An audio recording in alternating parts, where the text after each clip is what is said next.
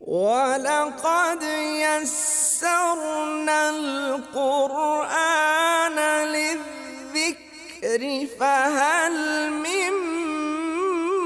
مُّدَّكِرٍ۔ فَاصْبِرْ إِنَّ وَعْدَ اللَّهِ حَقٌّ۔ اب یہ نبی اکرم صلی اللہ علیہ وآلہ وسلم کو جو نصیحتیں کی جا رہی تھیں ان کو کنکلوڈ کیا جا رہا ہے یہ کہہ کے فَاصْبِرْ،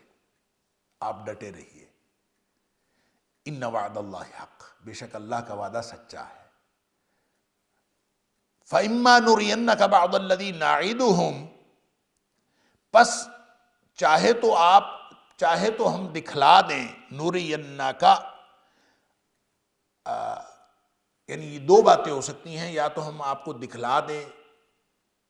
بعض الذین نعدہم، جو ہم ان سے وعدہ کرتے ہیں، یا ان کو جو ہم نے ان کے ساتھ وعدہ کیا ہے عذاب کا، وہ ہم آپ کو دکھلا دیں۔ یہ ہو سکتا ہے کہ نبی کریم صلی اللہ علیہ وسلم کی حیات طیبہ میں، جیسا کہ بدر کے اندر ان کو شکست ہوئی، پھر احزاب کے اندر وہ یہاں سے ان کو بھاگنا پڑا، پھر خیبر کے اندر شکست ہوئی، پھر آہستہ آہستہ جو ہے مختلف جو اللہ تعالیٰ نے دنیا میں، پھر مکہ اللہ تعالیٰ نے فتح کروایا، تو دنیا میں ان کو جو رسوائی کا اور شکست کا سامنا کرنا پڑا، یہ ہے فَإِمَّا نُرِيَنَّكَ، پس اگر ہم دکھلا دیں تمہیں بعض الذی نعدہم، کچھ حصہ اس چیز کا جو ہم نے ان سے وعدہ کیا ہے، او نتوفینک، یا پھر ہم تمہیں فوت کر دیں، یعنی ہو سکتا ہے کہ آپ اے حبیب صلی اللہ علیہ وسلم آپ ان کا عذاب دیکھیں، ہم آپ کو ان کا عذاب دکھا دیں، او نتوفینک، یا پھر ہم آپ کو فوت کر دیں، یعنی ان کے اوپر ابھی عذاب نہیں آیا اور آپ پہلے ہی فوت ہو جائیں۔ فَإِلَيْنَا يُرْجَعُونَ، دونوں صورتوں میں پس ہماری ہی طرف ان کو لوٹ کر آنا ہے، یعنی آنا تو انہوں نے ہمارے پاس ہی ہے، چاہے آپ کی زندگی میں ان کو کوئی عذاب ہو شکست کی صورت میں، یا ان کے اوپر اللہ تعالیٰ کی طرف سے کوئی آفات سماوی کی صورت میں کوئی عذاب آ جائے، یا کسی بھی طرح کو ان کے عذاب آپ کی زندگی میں آ جائے یا آپ کے فوت ہونے کے بعد آئے،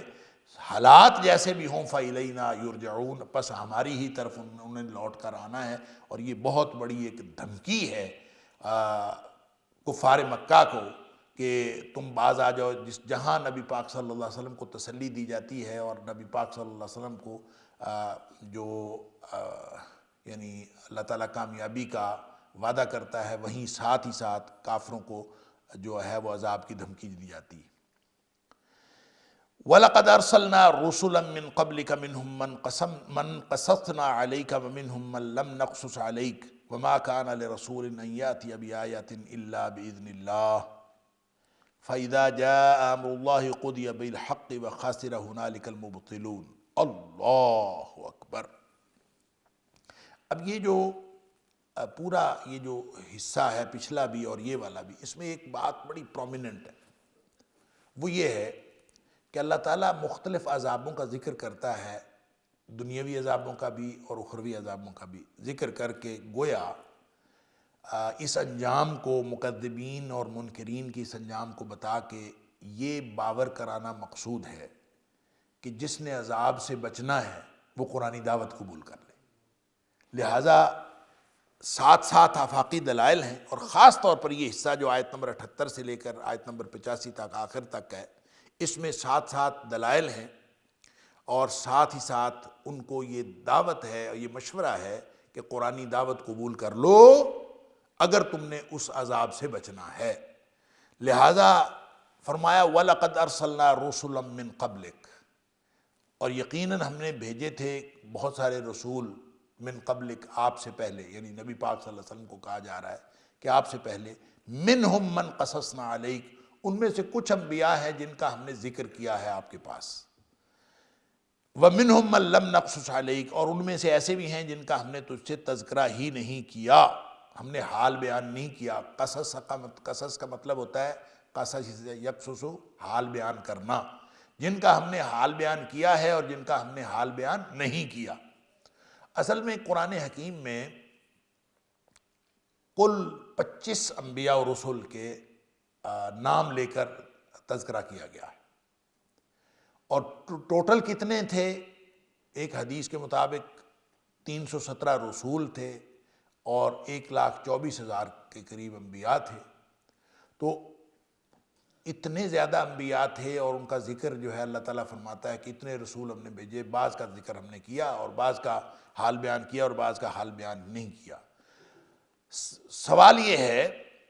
کہ جو بھی رسول آیا چاہے اس کا تذکرہ ہوا ہے چاہے اس کا تذکرہ نہیں ہوا، وَمَا كَانَ لِرَسُولٍ أَن يَأْتِيَ بِآيَةٍ إِلَّا بِإِذْنِ اللَّهِ، یہ کسی بھی رسول کے لائق شان نہیں تھا. وَمَا كَانَ لِرَسُولٍ، کسی بھی رسول کے لیے، کسی بھی بھیجے ہوئے پیغمبر کے لیے یہ لائق شان نہیں، یعنی اس کے پاس یہ طاقت نہیں. وَمَا كَانَ لِرَسُولٍ أَن يَأْتِيَ بِآيَةٍ، یہ کہ وہ نشانی لے کر آئے، إِلَّا بِإِذْنِ اللَّهِ، مگر اللہ کے حکم سے. یہ کفار کے اس سوال کے جواب میں ہے، اس مطالبے کے جواب میں ہے جب وہ نبی اکرم صلی اللہ علیہ وسلم سے بار بار یہ کہتے تھے کہ آپ جو ہیں وہ ہمارے لیے کوئی نشانی، کوئی معجزہ لائیں.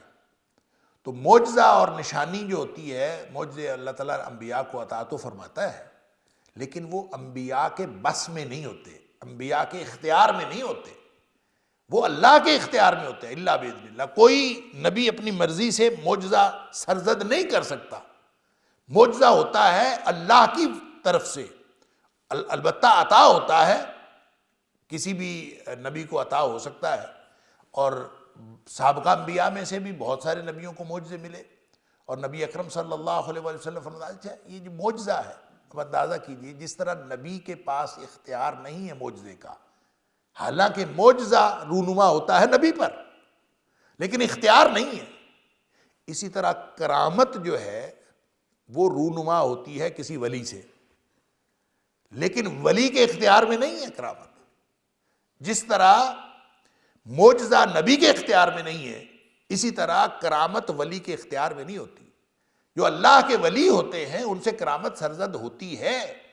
اور کرامت اولیاء اللہ سے، اولیاء کرام سے سرزد ہونا یہ عین حق ہے. اللہ تعالیٰ کسی سے بھی کوئی کرامت کروا سکتا،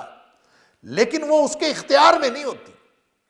وہ یہ نہیں کر سکتا کہ میں تمہیں یہ کر دوں گا اور میں تمہیں یہ کر دوں گا، یہ کر کے جیسے انبیاء کرام کے اختیار میں معجزہ نہیں ہے تو اچھا ویسے بھی بدرجہ اولا پھر ولی اللہ کے اختیار میں تو کرامت ہو ہی نہیں سکتی. اور ویسے بھی جو معجزہ ہوتا ہے یہ تو نبی کی ضرورت ہوتی ہے، نبی کی ضرورت ہے کہ معجزہ ہو. کیوں؟ اگر جب معجزہ ہوتا ہے تو معجزے کے ذریعے سے لوگ نبی کی طرف متوجہ ہوتے ہیں، اور نبی نے لوگوں کو ہدایت کی طرف بلانا ہوتا ہے، اور اس معجزے کو دیکھ کر لوگ ہدایت کی طرف آنے کا امکان زیادہ ہوتا ہے. لہذا باوجود اس بات کے کہ معجزہ نبی کی ضرورت ہے، اللہ فرماتا ہے کہ کسی کے اختیار میں نہیں. وَمَا كَانَ لِرَسُولٍ أَن يَأْتِيَ بِآيَةٍ، کوئی نشانی لے کے آئے، کوئی رسول اس کے لائق نہیں ہے اور وہ اس قابل نہیں ہے اور اس کے پاس یہ قوت نہیں ہے کہ وہ کوئی نشانی لے کے آئے، إِلَّا بِإِذْنِ اللَّهِ، سوائے اس کے کہ اللہ کی طرف سے حکم ہو. اللہ کے حکم کے بغیر یہ ممکن نہیں. دیکھیں نبی اکرم صلی اللہ علیہ وسلم نے فرمایا کہ ہر نبی کو، بخاری شریف کی حدیث ہے، ہر نبی کو کوئی نہ کوئی معجزہ دیا جاتا رہا، کوئی نشانی دی جاتی رہی، اور اس لیے نشانیاں دی جاتی رہیں آمن علیہ البشر،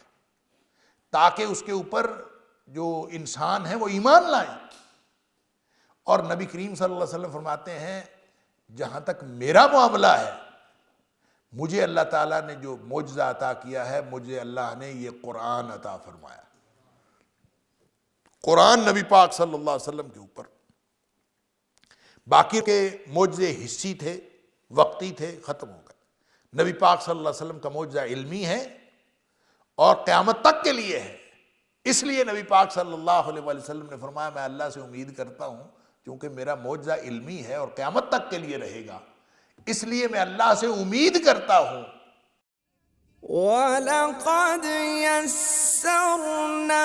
الْقُرْآنَ لِلذِّكْرِ فَهَلْ مِن مُّدَّكِرٍ وَلَقَدْ يَسَّرْنَا الْقُرْآنَ لِلذِّكْرِ فَهَلْ مِن مُّدَّكِرٍ کہ قیامت والے دن جو میرے پیروکار ہوں گے وہ سارے نبیوں سے زیادہ ہوں گے۔ اچھا، یہ نبی کی ضرورت ہوتی، لیکن نبی اپنی مرضی سے لا نہیں سکتا، معجزہ آتا ہے اللہ کی وجہ، اللہ کی مرضی سے، نبی کی مرضی سے نہیں آتا۔ وَمَا كَانَ لِرَسُولٍ أَن يَأْتِيَ بِآيَةٍ إِلَّا بِإِذْنِ اللَّهِ، کسی بھی رسول کو یہ طاقت نہ تھی کہ وہ لے آئے کوئی نشانی یا معجزہ، الا باذن اللہ، مگر اللہ کے حکم سے۔ فَإِذَا جَاءَ أَمْرُ اللَّهِ، اور جب اللہ کا حکم آ جائے، قُضِيَ بِالْحَقِّ، تو پھر حق کے ساتھ فیصلہ کر دیا جاتا ہے۔ یعنی جیسے انبیاء کرام کو معجزے ملے، جیسے خاص طور پر جب معجزہ قوم کے مطالبے پر ملے نا، اور اس کے بعد کوئی شخص نہ مانے، تو یہ بہت خوفناک صورتحال ہوتی ہے، پھر اس کے بعد اللہ کا عذاب آنا یقینی ہو جاتا ہے۔ اگر کوئی قوم مطالبہ کر کے معجزہ لے اور پھر اس کے بعد کوئی مانے نہ، جیسے قوم سمود نے، حضرت صالح علیہ السلام کی قوم نے، انہوں نے اونٹنی مانگی تھی کہ کہیں سے اونٹنی نکال دے، تو حضرت یعنی پہاڑ سے اونٹنی نکال، اور حضرت صالح علیہ السلام نے اللہ سے دعا کی اور وہ اونٹنی نکل آئی۔ تو اس کے بعد پھر انہوں نے نہیں مانا اور انہوں نے اس اونٹنی کو قتل کر دیا، تو عذاب آ گیا، ساری قوم تباہ و برباد ہو گئی۔ یہی بات نبی اکرم صلی اللہ علیہ وآلہ وسلم کو بھی اللہ تعالیٰ نے بتائی تھی، جب سورہ مائدہ کے اندر حضرت عیسیٰ علیہ السلام کا تذکرہ ہے۔ عیسیٰ علیہ السلام نے اللہ سے کہا کہ اللہ آسمان سے دسترخوان اتار دے، معجزہ مانگا، اللہ تعالیٰ نے فرمایا کہ میں نازل تو کر دوں گا، لیکن ایک بات یاد رکھو جی، اگر کسی نے اس کے بعد نہ مانا تو پھر ان کے اوپر وہ عذاب آئے گا جو جہنم میں کبھی عذاب نہیں آیا ہوگا۔ اللہ، اور یہی بات طبرانی کی اس روایت کے مطابق نبی پاک صلی اللہ علیہ وآلہ وسلم نے فرمایا کہ میں نے جب اللہ سے دعا کی تھی، جب کفار مکہ نے مانگا کہ صفا کی پہاڑی سونے کی بن جائے،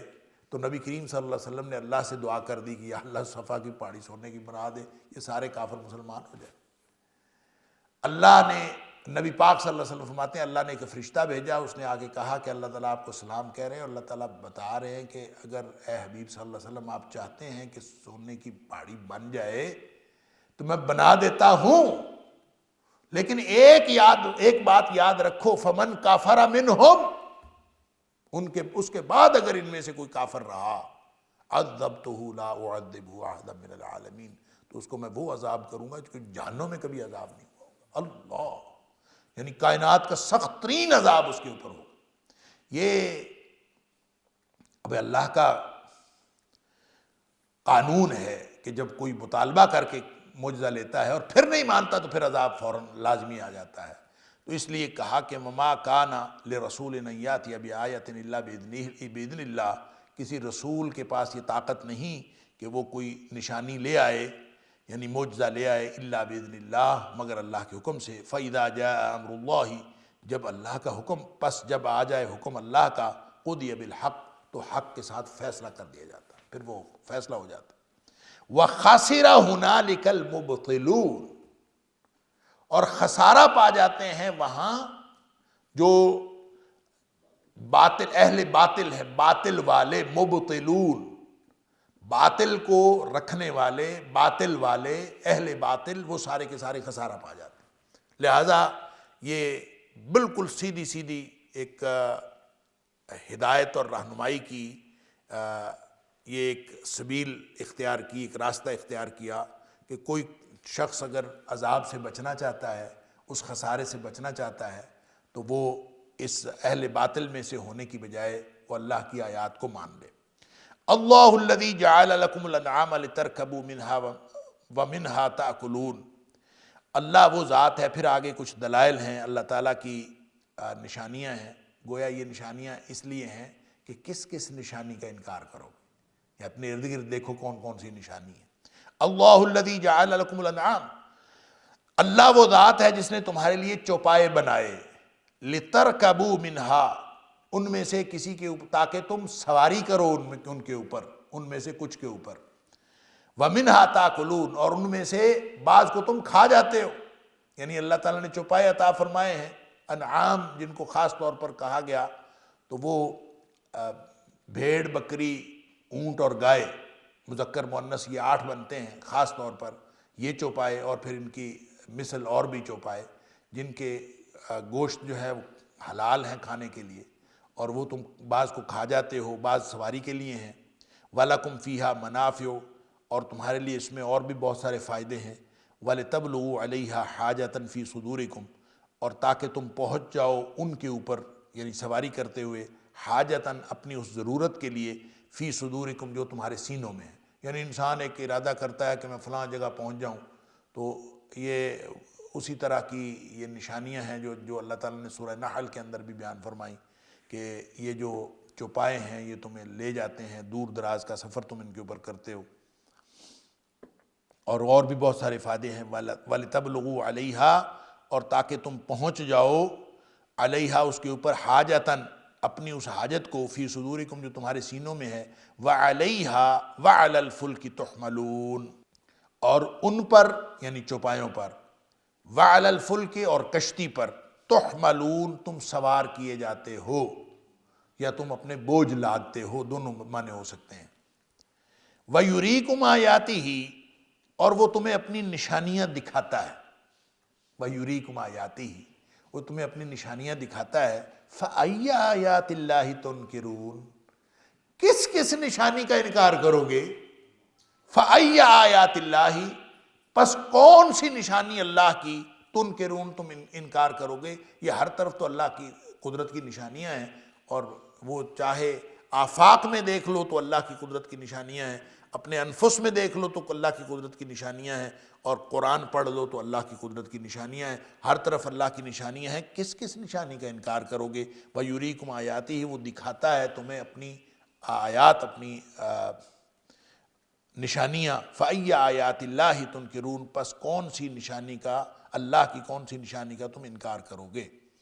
أَفَلَمْ يَسِيرُوا فِي الْأَرْضِ، پس کیا وہ نہیں سیر کرتے، چلتے پھرتے، فی الارض زمین میں، فَيَنْظُرُوا پھر وہ دیکھیں، كَيْفَ كَانَ عَاقِبَةُ الَّذِينَ مِنْ قَبْلِهِمْ کیسے ہوا انجام، کیسا انجام ہوا ان لوگوں کا جو ان سے پہلے تھے۔ یعنی زمین میں چل پھر کے دیکھو، اور دیکھو کہ پہلی امتوں کا کیا انجام ہوا، گویا تاریخ کا مطالعہ کرو، اور تاریخ کا مطالعہ کرنے کے بعد بھی اگر سمجھ نہیں آتی، اللہ اکبر، یعنی وہ جو قومیں تھیں، کانوا اکثر منہم واشد قوۃ، وہ جو پہلی قومیں تھیں وہ تعداد کے اعتبار سے بھی ان سے زیادہ تھیں، واشد قوۃ، اور قوت کے اعتبار سے بھی زیادہ تھی، طاقت بھی ان کے پاس زیادہ تھی، وآثارا فی الارض، اور زمین کی یادگاروں کے اعتبار سے بھی وہ زیادہ تھے، انہوں نے زیادہ عمارتیں بنائیں، انہوں نے زیادہ یادگاریں بنائیں، زیادہ کھیتیاں انہوں نے بنائیں، زیادہ فصلیں انہوں نے کاشت کیں، وہ زیادہ آثار جو زمین کو، اثار الارض جو قرآن میں دوسری جگہ آتا ہے، اثار الارض کہ انہوں نے زمین کو پھاڑا، کیا مطلب؟ زمین میں کھیتی باڑی کی، زمین کو پھاڑ کے اس کے اوپر عمارتیں بنائیں، یعنی جتنا زمین کو آباد انہوں نے کیا تم نے نہیں کیا۔ اور وآثارا فی الارض، اور زمین کی جو اس کے طاقت اور قوت کے نشانات ہیں، آثار، طاقت اور قوت کے جو نشانات ہیں، اس کے اعتبار سے وہ زیادہ تھے تم سے، قوت کے اعتبار سے بھی زیادہ تھے، اور اس کے آثار کے اعتبار سے بھی زیادہ تھے۔ فما اغنی عنہم ما کانوا یکسبون، وہ جو کچھ بھی کرتوت کرتے رہے، جو بھی عمل کرتے رہے، ان کے کسی عمل نے ان کو کوئی فائدہ نہیں دیا۔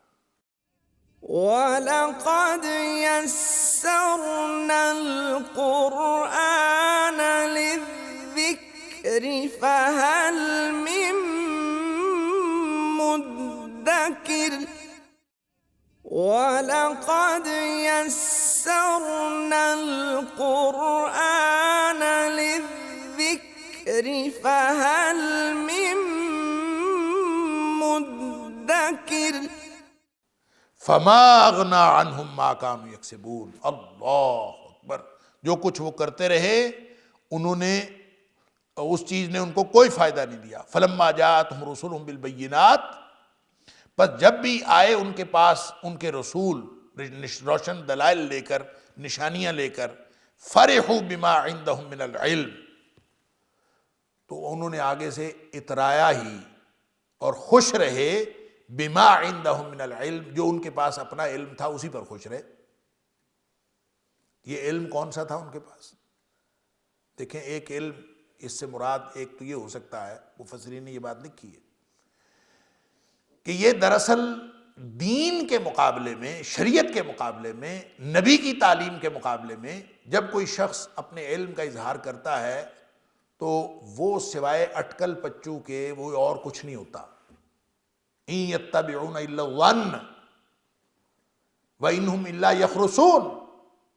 وہ سوائے گمان کے، اٹکل پچو کے، ان کی جو توہمات ہیں، وہ جو بنائے ہوئے ہیں خود ساختہ عقائد ہیں، اس کے علاوہ کوئی چیز نہیں ہوتی. اس کو اللہ نے علم کہا ہے، یا تو اس کو علم کہا ہے، اور یہ ازراہ تمسخر، ازراہ تحقیر اس کو علم کہا ہے کہ جو ان کے پاس اپنے گمان تھے، توہمات تھے، جو ان کی اٹکل پچو چیزیں تھیں، اس کو یہ علم بنا کے سامنے پیش کرتے رہے. فرحوا بما عندهم من العلم، جو ان کو علم نام کی اور برائے نام علم کی چیز تھی، اس کے وجہ سے یہ اتراتے رہے، اسی پر خوش رہے. دوسرا معنی اس کا یہ ہے کہ ان کے پاس جو علم ہے وہ دنیا کا علم ہے، دین کا علم ان کے پاس نہیں. لہذا وہ جو علم، مادی ترقی کا علم ان کے پاس ہے، کاروبار کا علم ان کے پاس ہے، اور دنیاوی اعتبار سے وہ بہت چیزوں کو جانتے ہیں. جیسے ایک حدیث کے اندر آتا ہے، نبی پاک صلی اللہ علیہ وسلم نے فرمایا کہ اللہ تعالیٰ بہت ناراض ہوتا ہے اس شخص سے جو رات کو مردار کی طرح سوتا ہے اور دن کو گدھوں کی طرح کام کرتا ہے، اور عالم بامر الدنیا وجاہل بامر الآخرہ. دنیا کے معاملات کا اس کو بہت پتہ ہے، اور آخرت کی بات کسی کا اس کو پتہ ہی نہیں ہے. تو گویا یا تو پھر اس علم کا معنی یہ ہے کہ اس کے پاس جو علم ہے اس کو یہ پتہ ہے کہ میں نے کھانا کہاں سے ہے، اس کو یہ پتہ ہے کہ میں نے روزی کیسے کمانی ہے، کاروبار کیسے کرنا ہے، بڑا سمارٹ ہے، بہت کوئی بڑا کام کرتا ہے، سب کچھ پتہ ہے، لیکن اپنی آخرت کیسے سنوارنی ہے اس کا نہیں پتہ. فرحوا بما عندهم من العلم، چونکہ وہ تھے کانوا اکثر منہم واشد قوتا واثارا فی الارض، زمین کے معاملات کے اعتبار سے بڑی قوت رکھتے تھے، آثار بھی ان کے بہت تھے، سب کچھ تھا ان کے پاس. لہذا ان سے جب بھی کسی نبی نے بات کی تو انہوں نے اپنے اس علم کی بنیاد پر، جیسے قارون اترایا تھا اپنی دولت پر، اس طرح سے لوگ جو ہیں وہ انبیاء نے ان کو دین کی دعوت دی، وہ اپنے علم کی بنیاد پر اور اپنا جو کچھ ان کے پاس تھا، وہ عالم بامر الدنیا وجاہل بامر الآخرہ، اور اس طرح کا انہوں نے اظہار کیا اور یعنی انبیاء کی مخالفت کی. فرحوا، اور بہت خوش ہوئے، اترائے بما عندهم من العلم. انہوں نے کہا جو ہمارے پاس ہے بس ٹھیک. آج بھی آپ کو ایسے لوگ مل جائیں، کاروباری ہیں، دنیاوی اعتبار سے بڑے سمارٹ ہیں، آگے بڑھتے جا رہے ہیں، بڑی کاروباری طور پر اللہ نے ان کو کامیاب کیا ہوا ہے، لیکن دین کی بات اگر آپ ان کے ساتھ کریں نا تو وہ صاف کہہ دیتے ہیں کہ یار یہ مولویوں والی بات ہمارے ساتھ نہ کرو، ہم نہیں یہ سننا چاہتے، ہم بس ٹھیک ہے، ہم جو کام کر رہے ہیں ہمیں کرنے دو. اور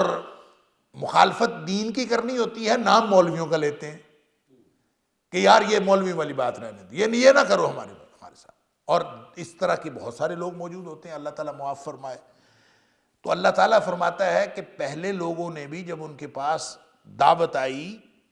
انبیاء نے دعوت پیش کی، تو فرحوا بما عندهم من العلم، وہ خوش رہے اس بات میں کہ جو کچھ ان کے پاس علم تھا، جس علم کو وہ علم کہتے تھے، جس اپنے یعنی دنیاوی زندگی کی مینجمنٹ کو وہ اپنا علم کہتے تھے، وہ اس کے اوپر خوش رہے، یا پھر وہ شریعت کے بارے میں، عقائد کے بارے میں، عبادات کے بارے میں اپنے جو گمان رکھتے تھے اسی کو وہ علم کہتے تھے. ان دونوں اعتبار سے جو بھی علم تھا اس کے اوپر خوش رہے. وَحَاقَ بِهِمْ مَا كَانُوا بِهِ يَسْتَهْزِئُونَ، اور جس شریعت کا وہ مذاق اڑاتے رہے، جس نبیوں کی تعلیم کا وہ مذاق اڑاتے رہے، اس نے بالآخر ان کو گھیر لیا، یعنی اس عذاب نے ان کو گھیر لیا. جب نبی ان کو بتاتے تھے کہ عذاب آئے گا، اس کا وہ مذاق اڑاتے تھے، جس کا مذاق اڑاتے تھے اس نے ان کو گھیر لیا. اس طرح سے گویا ان کے اوپر تباہی و بربادی آئی. تو بتانے کا مقصد یہ ہے کہ پہلی امتوں کی تاریخ کا مطالعہ کرو، انہوں نے بھی عذاب دیکھ کر ایمان کا اظہار کیا تھا، لیکن عذاب آنے کے بعد ایمان جو ہے وہ فائدہ نہیں دیتا۔ فَلَمَّا رَأَوْا بَأْسَنَا قَالُوا آمَنَّا بِاللَّهِ وَحْدَهُ، جب انہوں نے ہمارا عذاب دیکھا تھا نا، فَلَمَّا رَأَوْا بَأْسَنَا، پس جب انہوں نے ہمارا عذاب دیکھا تھا، قَالُوا آمَنَّا بِاللَّهِ، پھر انہوں نے کہہ دیا تھا ہم ایمان لاتے ہیں اللہ پر، وحدہ، اکیلے اللہ پر۔ کتنی خالص توحید کا اظہار کیا تھا، لیکن یہ اس وقت کیا تھا جب انہوں نے عذاب دیکھ لیا۔ وَكَفَرْنَا بِمَا كُنَّا بِهِ مُشْرِكِينَ، اور ہم کفر کرتے ہیں اس چیز کا جو ہم آج تک جس کے ساتھ شرک کرتے رہے، جن کو ہم شریک ٹھہراتے رہے، ان کا ہم کفر کرتے ہیں، یہ کہہ دیا تھا جب عذاب دیکھا، لیکن اس کا فائدہ کوئی نہیں۔ فَلَمْ يَكُ يَنْفَعُهُمْ إِيمَانُهُمْ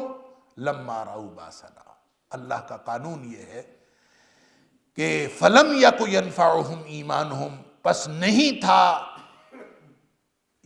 ایمان ان کا، یَكُ يَنْفَعُهُمْ، کہ وہ اس طرح ہوتا کہ ان کو فائدہ دیتا۔ فَلَمْ يَكُ، یہ یکو جو ہے اصل میں یکن تھا، نون گرا ہوا ہے، پہلے بھی میں نے بتایا تھا۔ فَلَمْ يَكُ يَنْفَعُهُمْ إِيمَانُهُمْ، تو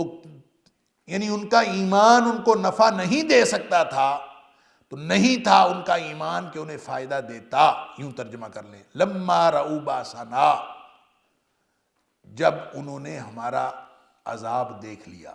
تو عذاب جب آ جاتا ہے تو اس کے بعد ایمان فائدہ نہیں دیتا۔ اور سورہ یونس کے اندر ہم پڑھ آئے ہیں کہ صرف ایک قوم پوری تاریخ میں ایسی ہے کہ جن کے اوپر آیا ہوا عذاب ٹل گیا تھا، اور وہ ہے یونس علیہ السلام کی قوم۔ اس کے علاوہ کبھی کسی قوم پر، کسی فرد پر آیا ہوا عذاب نہیں ٹلا، اس کے بعد جتنا مرضی وہ اظہار کرتے رہے۔ سنت اللہ التی، یہی قانون ہے اللہ کا، اللہ کی سنت ہے، یہ اللہ کا طریقہ ہے، قد خلت فی عبادہ، جو گزرا ہے اس کے بندوں میں، یعنی آج تک جو اللہ تعالیٰ نے اپنے بندوں پہ قانون چلایا ہے وہ یہی قانون ہے، اور اللہ کا قانون وَلَن تَجِدَ لِسُنَّتِ اللَّهِ تَبْدِيلًا، قرآن کہتا ہے وَلَن تَجِدَ لِسُنَّتِ اللَّهِ تَحْوِيلًا وَلَن تَجِدَ لِسُنَّتِ اللَّهِ تَبْدِيلًا، اللہ کا قانون تبدیل نہیں ہوتا، اور اللہ کی سنت جو ہے وہ کبھی بھی تبدیل نہیں ہوتی۔ وَخَسِرَ هُنَالِكَ الْكَافِرُونَ، اور خسارہ پا گئے اس جگہ جو کفر کرنے والے تھے، یعنی جو کافر ہیں وہ پھر اس طرح کی جو حالت ہوتی ہے تو پھر اس کے بعد ان کا نتیجہ یہ نکلتا ہے کہ وہ خسارہ پانے والے بن جاتے ہیں۔ یہ گویا ان کو عذاب سے ڈرا کے، اور یہ بتایا جا رہا ہے کہ اگر تم آج نبی پاک صلی اللہ علیہ وسلم کی دعوت کو قبول کر لیتے ہو تو تم عذاب سے بچ جاؤ گے، وگرنہ پھر جس طرح پہلی امتوں کا حال ہوا وہ تمہارا حال بھی ہونے والا ہے۔ اللہ کے فضل اور اس کی توفیق سے سورۃ المومن جو ہے وہ مکمل ہوئی۔ ان هذا القرآن يهدي للتي هي اقوم ويبشر المؤمنين الذين يعملون الصالحات ان لهم اجرا كبيرا۔